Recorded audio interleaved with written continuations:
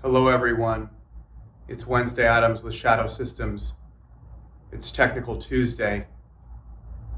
Today I'm filling in for Trevor, who is judging our Halloween costume contest. Just kidding, it's me. It's Trevor. It's been Trevor the whole time actually in this video. So it is Technical Tuesday and we're filming it on Friday, which is happens to be the Friday before Halloween, and so everybody's in their costume. I came as Wednesday Adams, and it is disturbing in person, let me tell you. Okay, today I want to talk about Loctite and about mounting optics because I see a lot of weird stuff, and I want people to really be able to take advantage of our optic system. This is one of the features that makes our optic-ready guns really stand out. The length of the screws, the strength of the system, the multi-footprint approach, direct mount to the slide, no plates, no washers, whatever. It's a great system, but it functions pretty differently, and there's elements of it that people don't understand. And so I want to explain those things today so that you can have a rock solid mount on your gun. All right, we're going to roll some pictures in too. I realize the whiteboard doesn't always show everything well, but I want to explain things kind of blown up so you guys can see it. All right, first let's talk about the screws. So the screws have a tapered head. They have a shoulder section, which is a precision shoulder, okay? And then they have a threaded section, right? And the length of this shoulder and the diameter of the shoulder will vary based upon which optic it's intended to be used with. This shoulder is actually controlled, very tightly controlled, because it forms a relatively tight fit, we hope, with the optic that you're mounting, okay? But, there's always theoretically going to be some play, so we want to take care of that. All right, so first just understand the screw and the shoulder around the screw should be pretty close to the size of the optic. Not a slip fit tight, but pretty close to the size of the hole in the optic. All right, start there. We also have a spacer. So if you look at the optic cut from the top, all right, this is the opening that the optic would drop down into. Here you've got our access for the depressor plunger spring, and then you've got the screw holes, okay? So, and I've drawn those in kind of an odd place, but you get the idea. So when we put the optic in that's designed for this cut has to fit many footprints, right? And in order for it to be a super tight fit, there's a spacer that comes with the gun. And it is there's three of them actually, and they're used for different optics. Well, that spacer is actually a little bit oversized. Once you drop this optic onto this cut, and it's pressed up against the back wall or the front wall, depending, that spacer is taking up all the available space. It's actually oversized for the space that it's filling, which tightens everything up like crazy, okay? So then meanwhile, you have the screws that are theoretically fit pretty tight to the hole in the body of the optic. So if here's my optic, and you got your little screw hole right here, our screw's pretty tight down inside there, okay? But we want to take away all the play. And that brings me to my point about Loctite. This is where things go a little sideways, okay? Everybody knows that Loctite, or they think of Loctite as a thread locker, okay? But Loctite, in certain versions of Loctite, also function as what's called a retaining compound. So let's do a quick brief on the Loctite products. If you look at, I think it's like the 222s are purple, okay? Those are low strength. They really don't have a use, okay? The 242-ish or 243-ish, and there's variations, those are the blue ones that you normally see on guns. They're medium strength, and they are tool removable. So you can use a tool to twist it out, but the rest of the time it's locked. It's locked in place. And then the last category would be, the 260s, and those are the red ones, and those are also great big do not use because you're never going to get that gun apart unless you put a torch on it and cook your optic. So you're always looking at the blue stuff in general with guns because that's removable, but it does its job fine of keeping the screw in place. But here's the part about the Loctite that people don't realize. Some of them also function as what's called a retaining compound, okay? So a retaining compound in traditional manufacture would be maybe a slip fit component, like you have maybe you have a motor and it's got a mandrel on it and you put a bearing around the mandrel and you want to take up all that space so that it's like one piece, right? Because even though it's a precision machine fit, it still has a little bit of play. So these retaining compounds that Loctite sells, I want to say it's the 640 or something like that. They're really not designed to be thread lockers. They're really designed to be retaining compounds where they sort of dry or cure in a little space around a shaft, and then they take out all the play. Well, gee whiz, wouldn't it be great, going back to our screw, wouldn't it be great to have a retaining compound that takes out all that fit between the shoulder of the screw and the body of the optic? So to go back to this drawing, right, we've got this space here for the screw, and we've got our screw head, and then we've got the screw in the hole, and I'm talking about taking up all that little tiny bit of space right there. So not only do we have the screw locked down at the bottom in the thread so it doesn't unscrew, but we've also taken out all the play up top. And that is why we only recommend that you use Loctite 243. 243 is what comes with the gun, and 243 is what we would ask that you always plan to use if you really want to maximize the optic's strength, the optic system's strength. Why 243? Well, 243, which by the way is not what you buy like at a Home Depot or Lowe's. That's a 242 usually. The difference between 243 and 242 is that 243 is thicker, okay?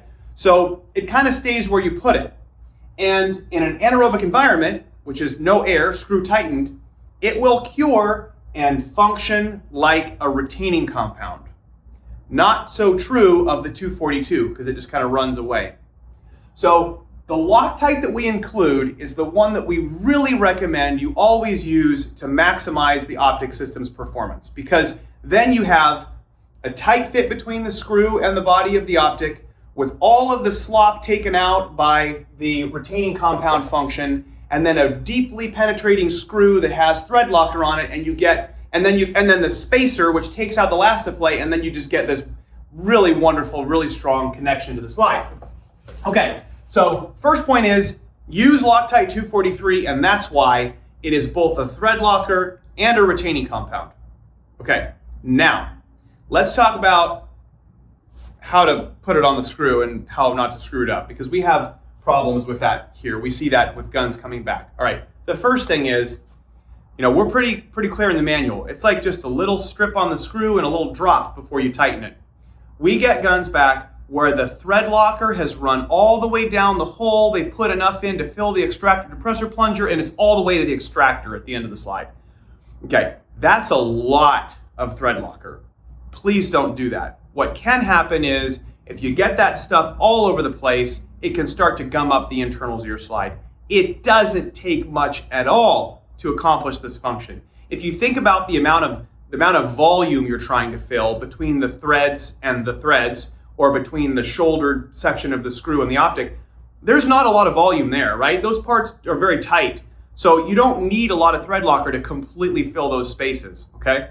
The other reason I think we sometimes see it all over the place is because people will just use, the 242 blue stuff that they bought at Home Depot, and it's, in the drawer in the garage or whatever. Please use 243.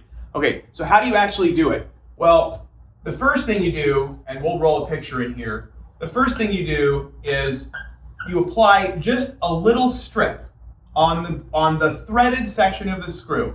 So if that's the threaded section of the screw, I'm just going to put a little tiny strip, and you don't even really need to go all the way. I mean, even probably half of it would be plenty, okay? Just a little strip. So that, again, that 243 is going to kind of stay where you put it, which is nice. Shake it up too, that helps. Okay, so that's what you do first. And you thread your screw into your hole, okay? Now, this part's pretty important.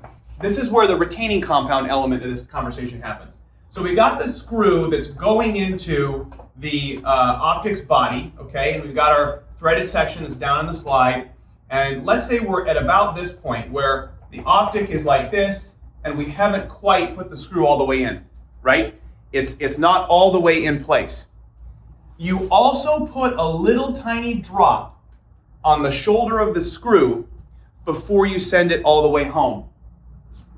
That is what then stays in this area here on the top and does the retaining compound function, okay?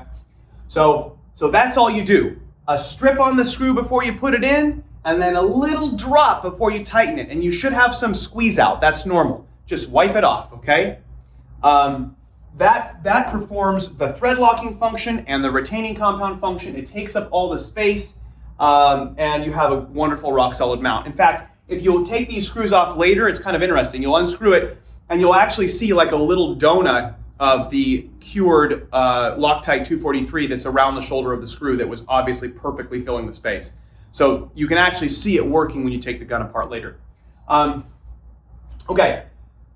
Let's see, other comments about this process. When you go to tighten the screws, don't go crazy and over torque them, please. So we say 10 inch-pounds. Inch-pounds. We have had people tighten 1 to 10 foot-pounds before, and I don't know how the Optic survived.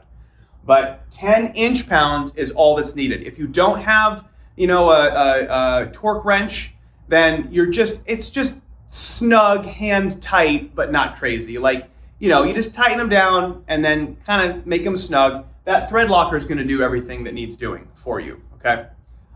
You'll also notice when you go to put that second screw in, you might feel some resistance when the shoulder makes contact with the body of the Optic. Again, that's because the spacer is in front of it, pushing the Optic back. And as you tighten that screw in, you're actually compressing the spacer a little bit to get your rock solid mount, okay? We have spacers in the kits which accommodate what I would call a majority of the kind of serious use optics and some other sporting type optics. I mean, we've tried to cover most bases with the spacers. You don't have to have a spacer to mount an Optic if you use the retaining compound properly, because you'll effectively take up all the space and end up with a nice strong connection. But, as a general statement, the spacer mounted optics are usually going to be a little bit stronger. You'll be fine if you don't have it. If you've got one of the Optics that doesn't come with a spacer, okay. But you do want to use one if you can. Okay. This hole is a 640 hole. Okay. One of the problems we've had is that people will use the screws that came with whatever they bought, which don't fit the slide and probably don't fit the threads. Sometimes they're metric, sometimes they're 632s, and we've had problems with that too. Please use the screws that come with the system because they're optimized for the system, okay? 640 is a little bit of an uncommon thread, but because of the depth of our screws and some engineering considerations that, were probably pretty nerdy, but we chose to do anyway, we chose a 640 thread pattern, so that's what size screw the hole takes, okay? I think that covers most of it. Don't use too much Loctite. Please use Loctite 243. Make sure you put it in the right places so it can function as a retaining compound, and use a spacer if you have one and one's available for the Optic you've selected. That's all I've got for this week. Happy Halloween, and we will see you next Tuesday. Thank you.